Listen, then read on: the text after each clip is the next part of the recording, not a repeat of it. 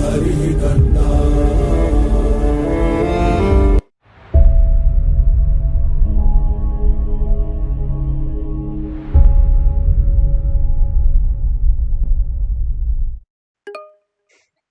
Now let's do some basic operations on the ND array. So the first one is arithmetic operators on arrays apply element wise. The most important point to be remembered is arithmetic operators on arrays apply element wise. A new array is created and filled with the result. Okay, so let's take one example directly. So now basic operations on arrays. So the first one, arithmetic operations. In the arithmetic operations, let's do something. So let me take a equals to np dot array, and let me take a simple Python sequence 20, 30, 40 and 50. So now what I'm gonna do is I'm gonna arrange this. So, and I will do some operations on this element, but before that let me create a one more. So b np dot arrange, and directly I'll use a 4. Yeah, we got a and we got the b, so both arrays are ready now. So now what I'm gonna do, I want a new matrix which is the differentiation of a and b, which is the, after subtracting the elements from a to a, in from b, the new array should consist of those elements. So what I'm gonna do is I'll take a minus b, simple, and execute it and see, here it is.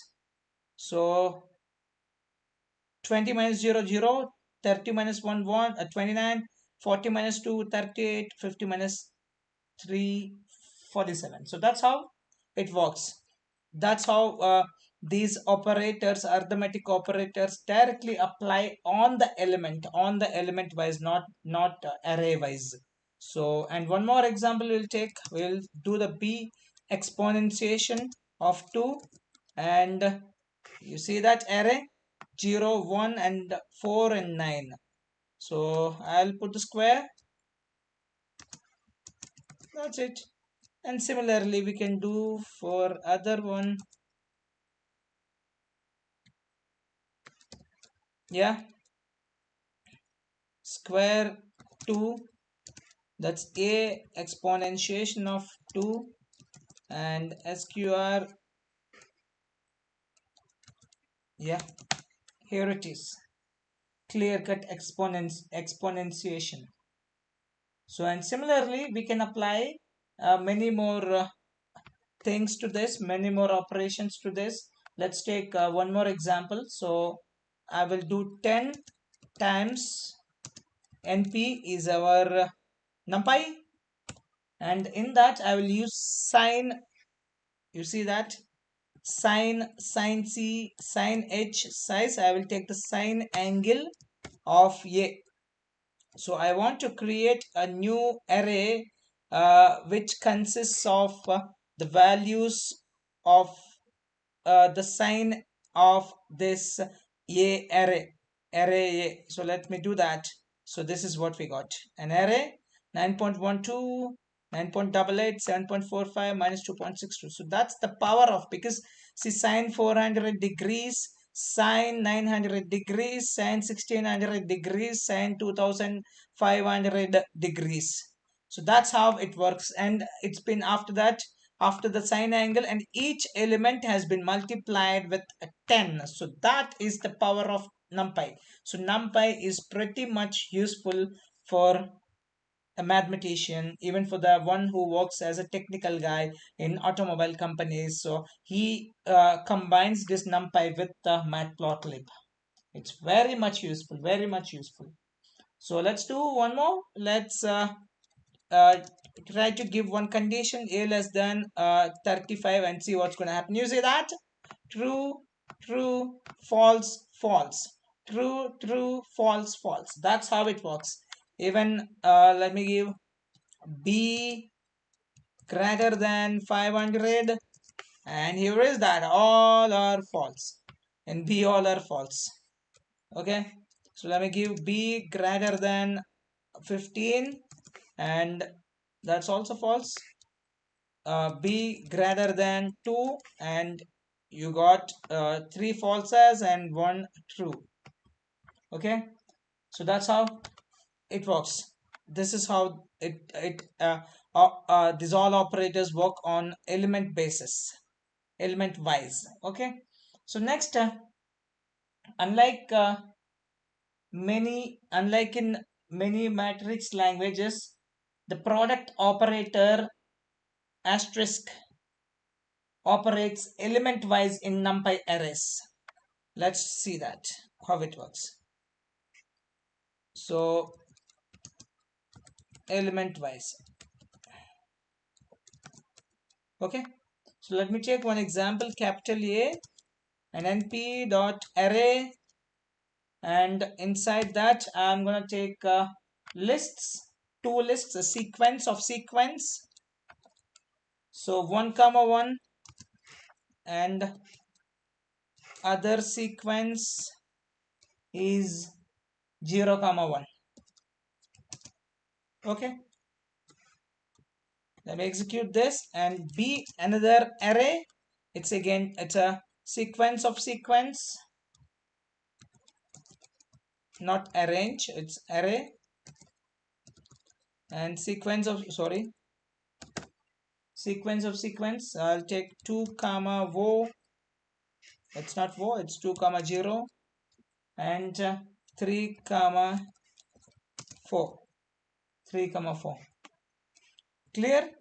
So let me execute this also. So 2 arrays are ready. So now what I'm gonna do is I'll do a asterisk b and see what's going to happen. So you got a new array, or it got element wise multiplication. 2 times 1, 0 times 1, 3 times 0, 4 times 1. It's not the matrix multiplication, it's element wise multiplication. Let me print it so that we can have a clear picture of what's happening there. And here is that, you see that 2 comma 0 and 0 comma 4, it's a single it's a 2 matrix. It consists of a list of 2 arrays. You see that, a list of 2 matrices.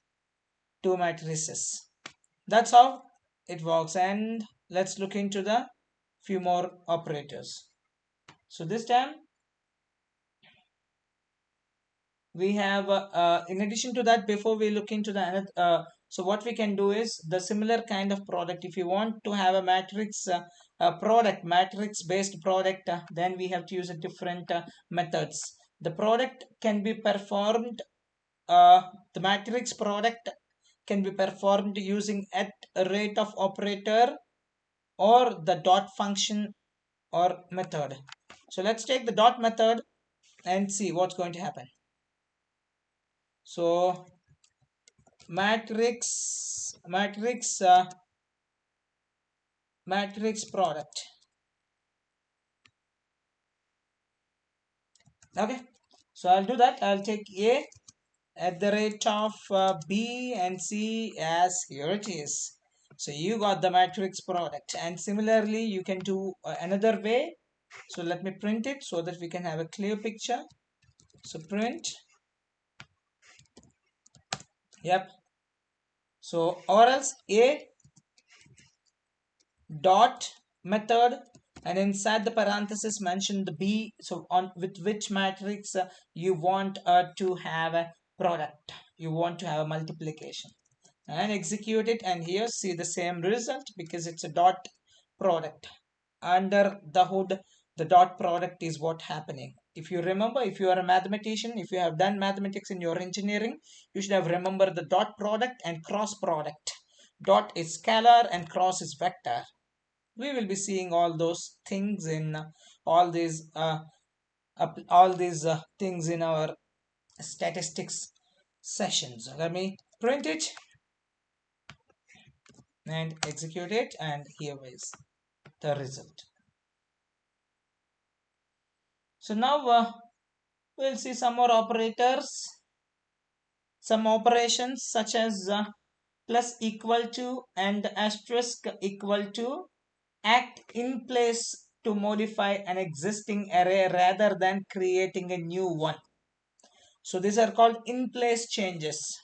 So let's look into the in place changes such as plus equal to and asterisk equal to.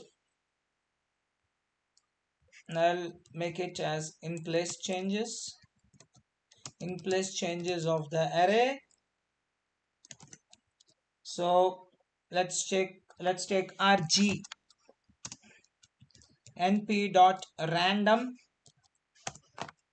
So random dot default rng, and I'll put 1 inside that. So it creates an instance of default random number. That's what rng is, a random number. So it creates an instance of default random number. So it's a random number generator. Random number generator, RNG, random number generator. So let me check a next. A equals to, so I'll directly use np dot once. I'm using once method. If you remember, we have discussed. So it will take two arguments. First argument will consist of a tuple of two elements, and the second one is I'll use type d type. I'll go with the int, just int, and the another array is b. So B, I'm gonna use a random number generator that we have created at the top, and what I'm gonna do is I'll first create the random number generator and I'll put it in the other one. Yeah, this would be a better way of doing. So random and a tuple inside a 2 comma 3, and that's it. So you got A, you got B, here it is. So B consists of these elements again, and A consists of these elements. Let me print both. Okay. And let me print the other one. And execute it. Here it is. A list of matrices. A list of matrices. So what I'm going to do, I want to do the in place operations. To do that, I have to say plus equal to 4 and C, and let me print A, and you see that it became 5 5 5. It's in place. It's an in place operation. Let me check A. It's completely changed. It's completely changed. It's no more A. So this is called in place. In spite of creating a new one, we are directly changing the original one. So similarly, we'll do it for the B. For B, what I'm going to do is B plus equal to A. So let me print B and see what's going to happen. So B has been completely changed from the point decimals to 5.5, 5.9, 5.14, 5.94, 5.31, and 5.42. So this is what we call it as in-place changes. So and similarly, we can do the in-place change for A by adding a B. A plus equals to B. So B is not automatically converted to integer type. So we are going to face an issue here because in B is a floating point number. Here it is. You see that? That's okay. Just to show you what happens when you deal with these kind of things. In that case, we can use some typecasting. Fine. So few more things in this. When operating with arrays of different types, the type of resulting array corresponds to the more general or precise one. This behavior is known as upcasting. What is that called? Upcasting. Okay. So let's do that. Let's take one example to have a clear picture. So I'll just say upcasting here, and it's a 3. Okay. So let's take A. we'll take the similar one. No, np dot ones, and inside that I will take first argument as a 3 without giving a tuple. So I'm giving only one dimension, not two dimension. So then I'll add a d type. D type is clearly numpy int 32 type. I'll go with the 32 type. And let me go for the b now.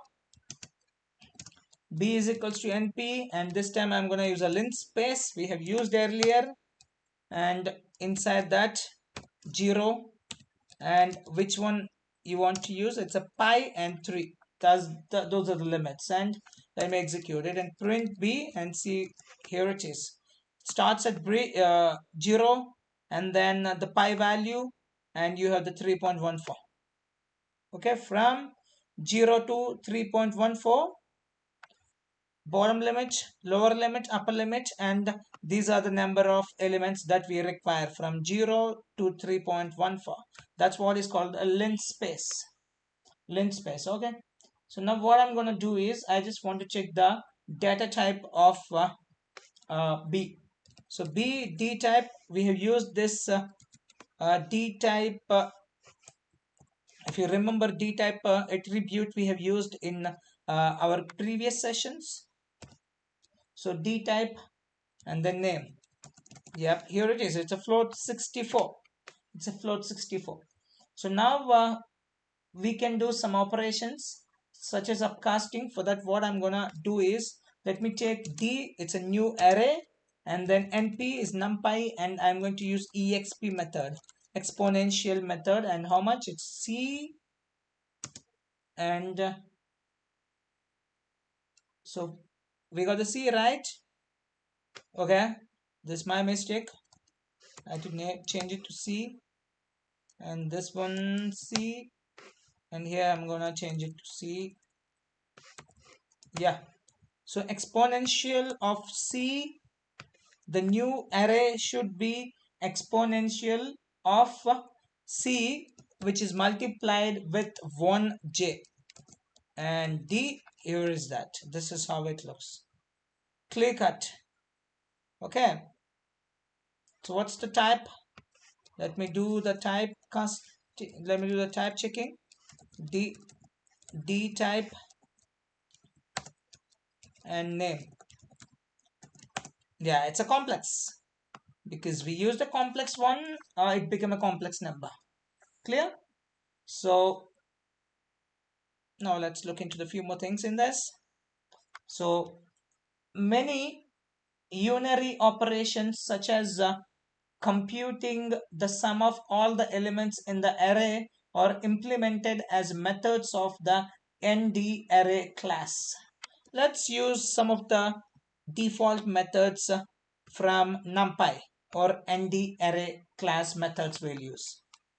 This NdArray is an object, and basically it's a class, and the class will have methods and attributes. Now we will be using some of the methods of NdArray.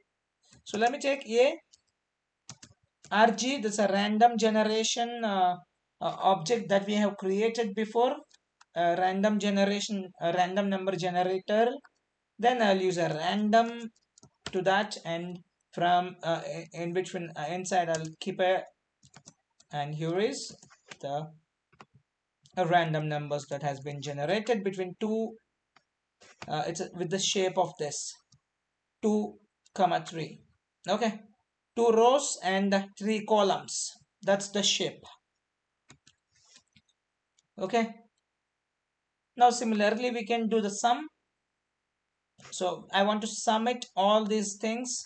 So for that, a sum, and here you got the sum of all the elements which are there in this a array. And similarly you can do few more operations using that. So a min, what's the minimum number in that? 0.0275. And what's the maximum? A dot maximum is obviously 0.82. So 0.82 is 2 higher than 0.027. So then last one, in basic operations on the ND array. So by default, these operations apply to the array as though it were a list of numbers, regardless of its shape. However, by specifying access parameters, you can apply an operation along the specified access of an array. That's pretty important. So that's what we are gonna do now. Doing operations is specific to the axis specific operations. Okay, so the first one, now let's take b np dot a range. That's a array range. I want 12, and then I want to reshape with the 3 by 4. That would be fine, or 4 by 3, whichever is okay. So this is what my b, and so what I'm gonna do is I want to sum up the axis 0. So axis 0, I want sum of each column. Let me write sum of each column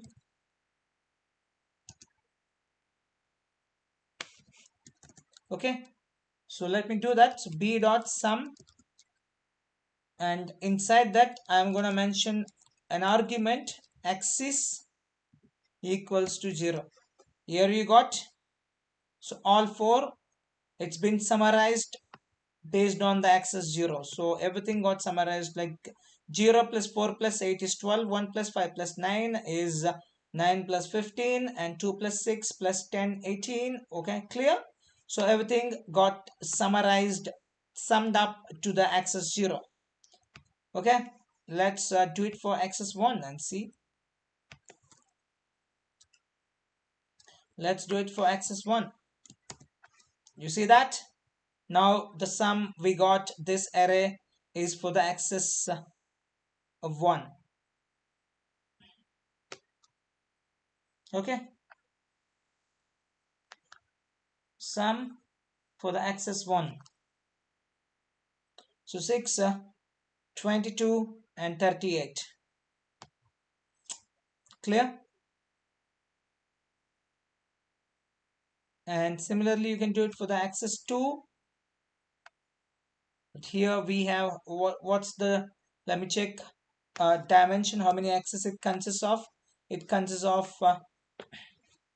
b and dim. It's 2. Clear? So along this and along this, along axis 1, that's a row, along the row 12, 15, 18, 21. Along this 0 plus 1 plus 2 plus 3, it's 6, and 4 plus 5 plus 6 plus 7, it's 10 plus 5, 15 plus 7, 22, and 8 plus 9, it's 9 plus 11, 20 plus 10, 30 plus 8, 38. That's it. And we'll do more. So b dot sum of, sorry, sum is done. I'll go with the min now. Min of axis